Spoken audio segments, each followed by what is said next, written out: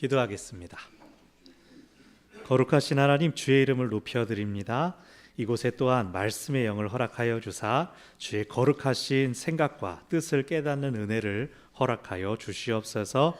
예수님의 이름으로 기도합니다. 아멘. 얼마 전에 헌법재판소에서 교회 등에서 선거운동이 금지되어 있는 현행 공직선거법은 합헌이다라는 판단을 내렸습니다.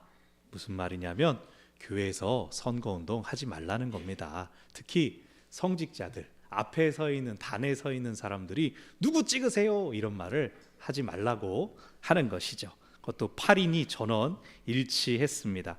그 이유로 이렇게 말했답니다. 성직자가 신도에게 상당한 영향력을 행사할 수 있기 때문이다.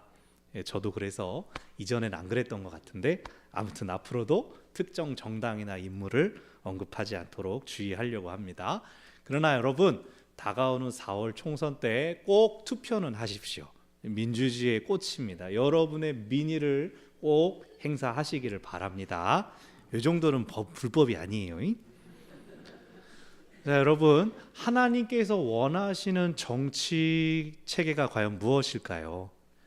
오늘날 민주주의는 가장 많은 나라가 채택하고 사람들이 할 수 있는 최고의 협의입니다. 그러나 완전하지는 않습니다. 고대로부터 정치는 사람들의 삶에 밀접한 관계가 있었습니다.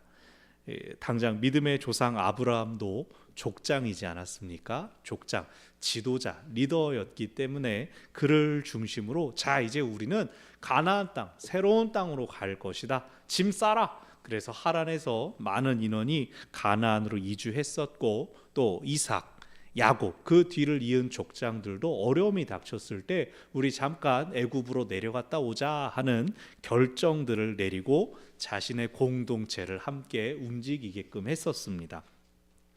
우리가 묵상하는 신명기 말씀에서 광야 이스라엘을 이끌어가는 정치 체계는 신정주의였습니다. 하나님께서 다스리시는 신정주의였습니다. 그들은 진을 칠 때도 성막을 중심으로 진을 쳤고, 그들 가운데에 하나님의 임재가 눈에 보이는 구름 기둥과 불 기둥으로 항상 그들 곁에 있었습니다.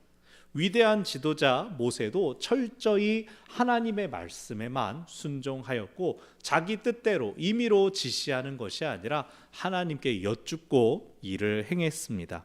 무엇보다 그 하나님은 무엇을 하신 분이십니까? 그 당시 세계 최강대국이었던 애굽 제국으로부터 이 이스라엘 사람들을 이끌어내지 않으셨습니까? 광야 40년의 여정을 보내는 동안 주변 국가들이 그 애굽에서 종살이 하다가 빠져나온 그 사막의 유목민들, 이 이스라엘이라는 민족을 두려워하게 되었습니다. 그 사막 가운데에서 이스라엘이 그러면 다른 민족들을 위협하여 자신들의 필요한 것들을 공급받았습니까? 아니요. 하나님께서 채워주셨습니다. 하나님께서 지켜주셨습니다. 하나님께서 그들을 인도하여 주셨습니다. 참으로 하나님께서 다스리신다는 것이 얼마나 좋은지 이스라엘 자손은 너무나 잘 알고 있었습니다.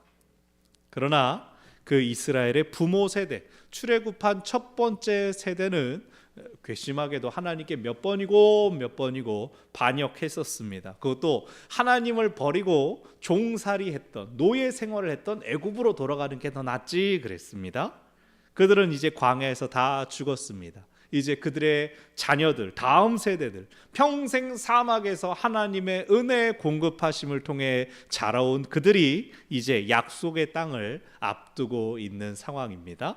그런데 오늘 본문이 무엇을 말하고 있습니까? 오늘 본문은 율법에 표시된 왕에 관한 규정입니다. 하나님께서 여태 인도하시고 여태 잘 다스려 주셨으니까 너네들 나랑 같이 가는 게 좋지 않냐? 앞으로도 나랑 이렇게 행복하게 잘 살자꾸나. 그러면 아멘 이러면 되는데, 오늘 본문에서 하나님 말씀하시기를 너희들이 장차 들어갈 땅에서 왕이 필요하면 세워라 라고 말씀하십니다.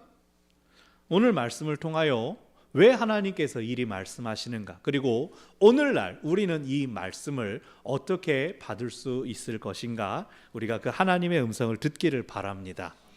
오늘 본문은 율법 중에 나와 있는 왕에 대한 규례라고 합니다.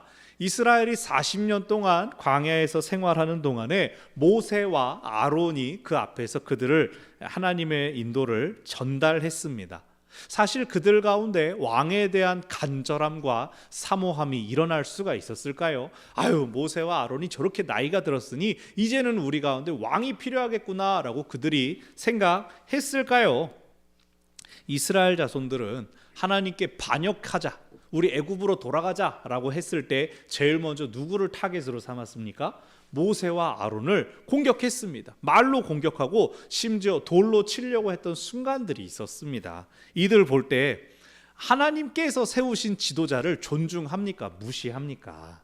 별로 그렇게 큰 존경과 권위를 부여하지 않았습니다. 하물며 왕은요, 이 이스라엘 사람들이 경험한 왕은 누굽니까? 유일무이한 애굽의 바로였습니다. 그 말 한마디로 타민족의 씨를 말려버리려고 했던, 아기들은 다 강물에 빠뜨려버려, 사내 아이는 빠뜨려버려, 이렇게 말하는 그 강력하고 잔인한 왕, 자기 고집을 부리다가 10개의 재앙이 애굽 전역을 휩쓸고 가게 만들었던 고집불통 왕, 그 바로를 봤으면서 우리도 저런 왕이 있으면 참 좋겠다, 그런 생각을 했냐 말입니다. 그래서 학자들은 이 신명기가 처음 선포될 때 이스라엘은 왕에 대한 개념이 아마 모호했을 것이다, 막연했을 것이다, 뭔지 몰랐을 것이다, 이렇게 말합니다. 그렇기 때문에 오늘 본문은 나중에 이스라엘 왕국이 왕국의 모습을 잘 갖춘 뒤에 추가되었을 것이다, 다듬어져서 편집되었을 것이다 라고 봅니다. 신명기서가 오늘날처럼 다듬어진 것은 남유다의 요시야 왕 때였습니다. 요시야 왕이 성전 보수 공사를 하던 중에 신명기의 일부가 적힌 문서를 발견합니다. 신명기 12장부터 26장이 적혀 있는 문서가 돌틈 사이에 끼워져 있다가 나오게 됩니다. 그것을 보고 우리가 말씀으로 돌아가야겠다, 율법으로 돌아가야겠다, 그래서 행한 종교개혁 때 이 신명기에 대한 부분들이 많이 편집되고 또 다뤄지고 확인되는 시간들이 있었습니다. 그래서 그 가운데 신명기 안에 여호와께서 택하실 곳, 즉 성전을 떠올리는 단어들이 많이 추가가 되었습니다. 오늘 말씀도, 오늘 본문도 이스라엘이 왕국이 세워진 다음에 수백 년을 쭉 살아와 보니 왕들에게 이런 것들이 문제였었구나. 우리의 이스라엘의 왕은 타 민족들의 왕과는 달라야 되겠다. 하나님이 원하시는 왕은 아마도 이런 왕일 것이다. 그런 의미에서 우리의 왕은 이러이러해야 된다, 하나님께서 우리에게 이렇게 말씀하신다라고 정리되었을 것으로 봅니다. 오늘 본문의 원형이 되는 것은 바로 앞단락인 16장 18절부터 17장 13절까지입니다. 이 부분은 재판관에 대한 내용입니다. 재판관, 히브리어로는 쇼페트라고 합니다. 쇼페트. 이 쇼페트라는 이름의 성경이 있습니다. 구약 안에 바로 사사기입니다. 사사기, 사사. 이 공동번역 가톨릭에서 사용하는 성경에서는 판관기라고 나와 있습니다. 재판장들에 대한 기록입니다. 근데 우리가 알고 있는 사사기 내용 어떻습니까? 이스라엘이 왕국이 세워지기 전에 하나님의 통치, 하나님의 다스리심을 드러내기 위해서 이방 민족들이 쳐들어왔을 때 그들과 싸워 이겼던 영웅 혹은 영웅 아닌 영웅들, 사람들의 하나님의 세움을 받은 지도자들의 이야기였습니다. 그러니까 구약에서, 율법에서 말하는 재판관은 하나님의 정의와 공의를 수호하기 위해서 단순히 시비를 가릴 정도뿐만이 아니라, 머리로 판단할 뿐만이 아니라 전투까지도, 싸움까지도 불사하는 율법의 수호자 같은 역할을 했습니다. 그래서 오늘 본문은 그런 재판관보다도 더 나아간 존재, 더 큰 권위를 가지고 온 나라에 책임을 지는 존재로서의 왕에 대하여 가르치는 내용입니다. 14절 시작부터 특이합니다. 우리 위에 왕을 세워야겠다는 생각이 나거든이라고 합니다. 누가 사람들의 지지, 세력을 등에 업거나 혹은 그가 가진 힘과 능력으로 왕이 되는 것이 아니라는 겁니다. 사람들 안에 왕이 필요하다고 생각되면 그때 왕을 니들이 세워라 라고 말씀하십니다. 즉 신명기는 왕을 세우는 것을 긍정적으로 보고 있습니다. 이건 역시도 왕국 시대에 편집된 본문이기 때문에 그렇습니다. 다만 왕의 필요성을 너희가 느낀다면 이라는 표현을 우리가 생각해야 됩니다. 이것은 이스라엘 왕이 세상 여러 나라의 다른 왕들처럼 절대 권력자가 아니라는 뜻입니다. 왕이 있어도 그만, 없어도 그만, 필요하면 세우고 없으면 없는 대로 살아라, 이렇게 말하는 겁니다. 왜요? 이스라엘엔 이미 왕이 계시기 때문입니다. 이스라엘의 유일하신 왕, 하나님이 그들의 통치자가 되시기 때문입니다. 그러니 사람의 왕은 그 하나님의 도구일 뿐입니다. 이 땅 가운데 하나님의 통치를 실현시키는 도구, 수단에 불과하다는 것입니다. 그러면서 오늘 본문 안에서는 왕을 세우려거든 왕의 자격, 그리고 왕이 하지 말아야 할 것, 왕이 해야 할 것, 이 세 가지를 이야기합니다. 먼저 왕의 자격은 15절에서 하나님께서 택하신 자여야 한다. 두 번째로는 이스라엘 사람이어야 된다. 즉 왕이 필요하다면 내가 온 이스라엘 중에 한 사람을 골라서 세워주마, 하나님께서 말씀하십니다. 어느 지파, 집안의 배경이 좋고 힘이 세고, 아니요, 하나님께서 선택하셨다라고 하면 그것으로 충분하다는 말씀입니다. 이어지는 16절 17절에서는 왕이 금할 것, 왕의 금지사항이 세 가지 나옵니다. 첫 번째는 병마를 많이 두지 말라. 그 병마, 군마를 많이 얻기 위해 애굽으로 돌아가지 마라라고 하는 말씀이 있습니다. 병마, 군마는 곧 군사력입니다. 기동력, 당시에 기동력이 좋다는 것은 잘 싸울 수 있고 빨리 나갈 수 있다는 뜻 아닙니까? 나라의 힘이 국방에서 오지 않습니까? 대적의 침입들에 대해 잘 대비해야 되지 않습니까? 우리나라가 위로는 북한이 있고 또 과거 중국에서, 일본에서, 어디에서 쳐들어왔던 것처럼 이스라엘도 사면이 적들에 둘러싸여 있습니다. 해변가에는 지중해 건너온 이 블레셋이 해변에 쭉 길게 늘어져 있고, 동쪽으로 모압, 암몬, 에돔, 또 남쪽으로는 애굽, 그리고 사막, 북쪽으로는 시돈, 두로, 아수르, 강한 나라들이 사방에 둘러싸고 있었습니다. 그러나 말씀은 그러한 상황 가운데 있는 이스라엘이 군사력을 보충하기 위하여 백성을 애굽으로 돌아가게 하는 일이 없어야 한다라고 말합니다. 여기서 돌아가다라고 번역된 단어는 슈브입니다. 갔다가 다녀오게가 아니라 돌아가게 하지 말아라 라고 합니다. 좋은 애굽산 말들을 수입해 오는 그러한 것이 아니라, 말을 사기 위해 애굽으로 가는 것은 힘을 구걸하기 위하여 애굽의 종 노릇하러 가는 것이다, 이렇게 표현하고 있는 겁니다. 좋은 말들을 많이 사오면 군사력이 강화되는 것이냐? 아닙니다. 힘의 논리, 세상 질서의 종이 되는 것이다. 오늘 말씀은 그렇게 전합니다. 둘째, 아내를 많이 두지 말아라 라고 합니다. 에이그, 마누라 엄청 많았던 왕 솔로몬 얘기하는 거지, 우리가 이제 이 본문을 그렇게 받아들일 수 있습니다.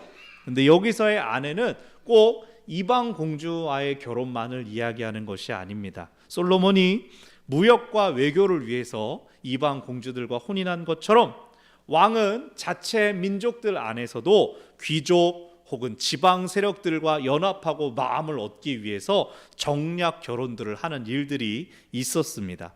대표적인 인물이 또 다윗이었습니다. 다윗은 도망자의 신세일 때부터 세력을 규합하고 확장하기 위해 다니는 곳곳마다 아내를 만들었습니다.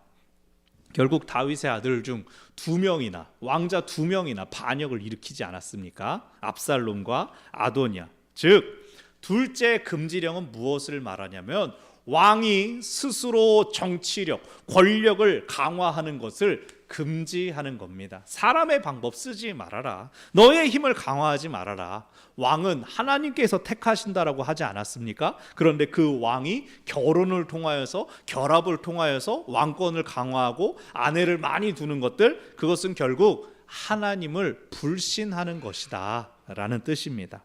세 번째로 은금을 많이 쌓지 말라라고 말합니다. 은금, 이것은 너무나 직관적이죠. 재물입니다. 재력입니다.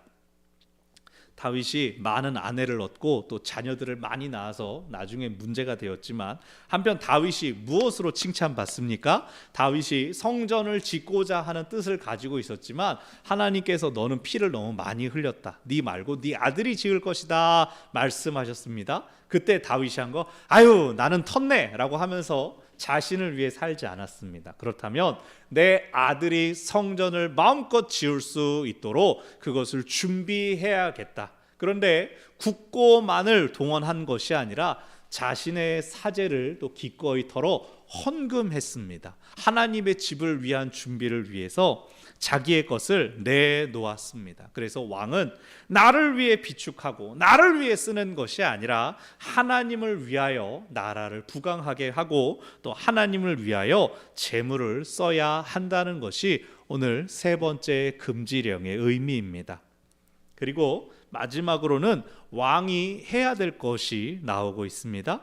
그런데 여기서 내용을 살펴보기 전에 이 하나하나 명령들의 비중을 살펴보면 왕의 자격은 15절 한 절 안에 두 가지 조건이 나왔습니다. 하나님 택하신 이스라엘 사람일 것, 또 왕이 하지 말아야 할 것은 16, 17 두 절 안에 세 가지가 나왔습니다. 그리고 왕이 이런 것들을 행해야 된다라고 하는 것은 18, 19, 20절 세 절 안에 오직 한 가지만을 말씀하고 있습니다. 여러분, 뭐가 가장 중요한 것 같습니까? 가장 길게 얘기하는 단 한 가지, 왕은 이것을 꼭 지켜라 하는 것이 오늘 본문의 가장 중요한 내용입니다. 그것은 율법의 사본, 왕 전용 성경책을 따로 두고 19절 세 개의 명령어로 나옵니다. 그것을 읽고 하나님 경외하기를 배우며 이 율법의 모든 말과 규례를 지켜라. 읽고 배우고 지켜라. 하나님의 말씀을 가까이 하고 말씀대로 살 것이 왕에게 요구되는 단 한 가지입니다. 즉 왕은 자신의 힘을 기르고 나라를 부강하게 만드는 것보다 하나님의 말씀을 읽고 배워 말씀대로 나라를 이끌어라, 그 말입니다. 왜 그렇습니까? 이스라엘은 왕의 나라가 아니라 하나님의 나라이기 때문입니다. 하나님께서 다스리시고 하나님께서 인도하시며 하나님의 가치를 실현시키는 나라이기 때문입니다. 그럼 오늘 본문을 우리가 살피는 이유는 뭡니까? 오늘날 왕도 없고 우리나라 왕정국가도 아닌데, 오늘 우리는 이 본문을 두 가지 관점에서 받을 수가 있습니다. 첫 번째, 어렸을 때부터 신앙생활 하신 분들은 누구나 기억하실 만한 노래가 있습니다. 제가 율동을 보여드릴 테니 무슨 노래인지 맞춰보십시오. 단일종이요? 아유, 그렇습니다. 아유, 딴 데 보면서 말씀하시면서 이렇게 겸손하게 대답하시. 왕왕왕왕 나는 왕자다. 그들 생각이 안 나. 또 0000 나는 공주다. 그래서 교회만 갔다 오면 애들이 단체로 왕자병 공주병에 걸려가지고 엄마 내가 누군지 알아요? 여러분, 왕자, 공주 어떤 사람입니까? 하나님 나라의 상속자입니다. 상속자. 우리가 왕자, 공주 하는 것은 그런 뜻입니다. 우리가 하나님을 아버지로 고백하면서 우리는 하나님의 자녀가 되었습니다. 우리는 하나님 나라의 상속자들입니다. 오늘 본문에서 말씀하시는 왕, 그럼 누구 얘기입니까? 우리 얘기로 받아야 한다는 겁니다. 우리에게 주시는 말씀입니다. 자격으로는 우리가 하나님의 아들, 딸로 하나님의 상속자이기 때문입니다. 사명으로는 우리가 있는 자리를 하나님의 나라로 만들어야 할 책임이 있기 때문입니다. 우리가 있는 곳에 하나님께서 임하십니다. 우리가 있는 곳을 하나님께서 다스리십니다. 아브라함을 통하여 사람들이 복을 받았던 것처럼, 요셉이 그 있는 곳마다 형통하게 했던 것처럼, 하나님은 우리를 세상에 보내시고 하나님은 우리를 통해 세상을 형통하게 하십니다. 먼저 우리가 기억할 것은 무엇입니까? 우리는 하나님께서 택하신 사람들입니다. 하나님께서 우리를 살리시기로 했습니다. 우리에게 생명 주시기로 하나님께서 결정하시고 다 이루셨습니다. 내가 잘나고 뛰어나서, 내가 막 탁월하고 지혜가 뛰어나서 그래서 택함을 받은 게 아닙니다. 전적인 하나님의 은혜와 풍성한 긍휼하심이 우리를 택하셨습니다. 하나님의 나라라고 할 때, 하나님의 나라는 하나님의 통치, 하나님께서 다스리신다는 뜻입니다. 약한 우리를 택하셔서 하나님께서 우리를 다스리실 때, 우리가 가는 곳마다 우리가 하나님의 의에 다스려진다는 것을 우리가 드러낼 것입니다. 보여줄 것입니다. 우리를 보는 많은 사람들이, 아니 당신은 약한데요, 당신은 나이가 많은데요, 당신은 가난한데요, 그래도 하나님께서 우리와 함께 하십니다. 우리는 그렇게 보여줄 수 있다는 겁니다. 세상 모든 사람들이 똑같이 신음하고 똑같이 아파하고 똑같이 눈물 흘리고 있을 때에 우리는 아픔 가운데 당신은 괜찮습니까? 똑같이 아픈데 당신을 위해 내가 기도하겠습니다. 우리는 그렇게 말할 수 있는 사람들입니다. 왜요? 하나님께서 우리를 다스리시기 때문입니다. 이 모든 슬픔과 아픔 뒤에 하나님께서 계심을 우리는 알고 있는 사람들이기 때문입니다. 그래서 그것을 드러내는 것이 하나님 나라를 확장시키는 것입니다. 세상을 향하여 나 가진 것 없지만, 나 보잘것 없지만 나는 하나님께서 늘 나와 함께 하심을 나는 기억한다. 나는 그 하나님을 의지한다. 나는 기도한다. 우리 그렇게 말할 수 있어야 됩니다. 그 하나님께서 오늘 말씀 속에서 우리를 택하시고 우리를 향하여 뭐라고 말씀하십니까? 너 스스로 강해질 필요 없다. 힘, 권세, 물질, 내 스스로 그것을 얻기 위하여 힘쓰지 말아라 라고 말씀은 전합니다. 너를 택하고 세운 것은 바로 나인데, 하나님인데, 네가 스스로 강해지려고 하는 것들은 세상 사람들이 자신의 이름을 드러내기 위해, 자기가 높아지기 위해 애쓰는 것과 똑같은 일이 아니냐. 하나님께서 택하신 사람은 달라야 한다는 겁니다. 너는 강하지 않아도 괜찮다. 너는 영향력이 적어도 괜찮다. 하나님 말씀하십니다. 내가 너를 사용한다면 너의 약함과 부족함은 아무 문제가 되지 않는다. 그게 하나님의 음성입니다. 그래서요, 여기 오늘 본문에 나오는 왕은 이거 하지마, 이거 하지마, 이거 하지마, 이게 왕을 제한하는 것이 아니라 그거 내가 다 줄게 약속하시는 하나님의 격려요, 응원입니다. 군사, 권력, 물질 다 내 것이다. 너는 나만 잘 따라와라. 내가 무엇라고 하는지 말씀을 읽고 배우고 지켜라. 하나님 일을 하기 위해 힘도 세지고 돈도 많이 벌면 좋지 않습니까? 그럴 수도 있는데 그것보다 더 중요한 것은 하나님의 뜻을 깨닫는 것이라는 겁니다. 하나님의 말씀 읽고 배워 지켜라. 이게 뭐 주일날만 예배의 자리에만 국한되겠습니까? 예수님 족보 딸딸딸 외우고 막 성경 구절 500개씩 툭 치면 할렐루야 뭐 그러면 시편이 나오는 거, 그게 아닙니다. 하나님 사랑하고 이웃 사랑하라는 겁니다. 우리 삶의 자리에서 믿는 사람 티를 내라는 겁니다. 세상 사람들 다 누군가 흠잡고 잘못한 사람 찾아내가지고 다 손가락질하고 마녀사냥해대고 원망하고 불평하고 막 서로 몰아세우고 갈등하고 분열할 때 기다려보자. 저 사람 미워하지는 말자. 설령 잘못한 사람이라도 그래도 우리도 다 실수하지 않느냐, 참아주고 사랑해주라는 겁니다. 이 세상은 계속 갈등합니다. 계속 분열합니다. 그런데 이 땅 가운데 우리를 하나로 부르시고 모으시는 그 하나님 나라의 가치를 우리가 드러내야 한다는 것입니다. 그것이 하나님을 참 왕으로 모신, 이 세상을 하나님께로 인도해 나갈 하나님 나라 리더의 삶이라고 할 수 있습니다.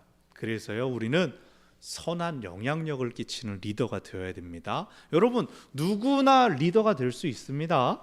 비전을 제시하고 남들보다 한 발 앞서가면 됩니다. 비전은요, 하나님께로부터 함께하는 사람들 안에서 발견되고 찾아지고 세워지는 것입니다. 올해 목장들마다 몇 구역 이거 하지 말고 비전을 품은 이름을 한번 써보십시오 했더니 각 목장들이 중요하게 생각하는 가치를 담은 아주 멋진 이름들이 많이 나왔습니다. 그것들이 모인 게 또 우리 교회인 것이죠. 하나하나가 너무 귀하고 아름다워가지고 제가 일일이 소개를 다 하질 않습니다. 하다가 까먹으면 또 이쁘다더니 우리는 말하는 이러면 안 되니까. 아마 3월에 우리가 그걸 함께 나눌 시간들이 목자님들이 발표할 시간이 있을 겁니다. 여러분, 그 비전을 이루어가기 위해 한 발 앞서 있는 게 리더입니다. 앞에 서는 거 못하면 다른 사람들 잘 하자고 격려하고 독려하는 게 또 그것도 리더입니다. 우리가 보내심을 받은 자리에서 평안을 전하고 위안을 전하면 그 영향력으로 인해 리더가 되는 것입니다. 아이, 그 사람 없으니까 얘기가 참 안 통한다. 야, 그 사람 있으면 되게 재밌는데, 아유, 그 사람 있으면 편해가지고 막 이런저런 얘기도 하는데 이거 아무것도 안 되네. 그 사람이 리더가 된 것이죠. 어떤 분은 나는 말도 잘 못하고요, 그냥 나는 사람 사귀는 것도 부끄러워서 아무것도 못해요. 근데 그거 다 하나님께서 주신다고 오늘 말씀에서 전하고 계시지 않습니까? 그거 없이도 하나님 얼마든지 쓰실 수 있다고 하십니다. 여러분, 리더가 되시기 바랍니다. 선한 영향력을 드러내시기를 바랍니다. 오늘 본문을 보는 두 번째 관점은 다가오는 절기와 관련이 있습니다. 2월 14일 무슨 날이죠? 발렌타인데이죠. 치과 의사들이 좋아하는 이빨을 다 썩여버리는. 여러분, 올해 2월 14일은 재의 수요일로 사순절기가 시작되는 날입니다. 우리를 위한 주님의 고난당하심과 죽으심을 묵상하는 경건한 절기입니다. 주님께서 이 땅에 오셔서 우리 가운데 계셨습니다. 제가 앞서 말씀드린 하나님께서 우리를 향하여 원하시는 것들을 우리 주님께서는 이미 이 땅에 오셔서 다 보여주셨습니다. 예수님과 함께 있는 것이 곧 하나님과 함께 있는 것이었고 하나님 나라였습니다. 제자들은 물론이고 더 많은 사람들이 주님의 말씀을 듣기를 원하였습니다. 주님과 함께 있기를 원하였습니다. 주님께서는 하나님 나라에 대해, 천국 복음에 대해 가르쳐 주셨을 뿐 아니라 삶으로 드러내셨습니다. 약한 자들을 품어주시고 아픈 자들을 고쳐주시고 배고픈 자들을 먹여주셨습니다. 그뿐 아니라 우리 스스로 해결할 수 없는 죄의 문제까지도 혼자 담당해 주셨습니다. 십자가에 달리신 주님께서는 우리의 모든 죄와 약함도 함께 못 박으셨습니다. 그리고 다시 살아나신 주님 하늘로 올리셔서 하나님 보좌 우편에 앉으셨습니다. 하나님 보좌 우편은 상속자의 자리입니다. 우리 주님께서 하나님 나라의 리더의 본을 이 땅 가운데서 보여주셨을 뿐 아니라 하나님 나라 리더에게 주어진 상급이 무엇인지도 알려주셨습니다.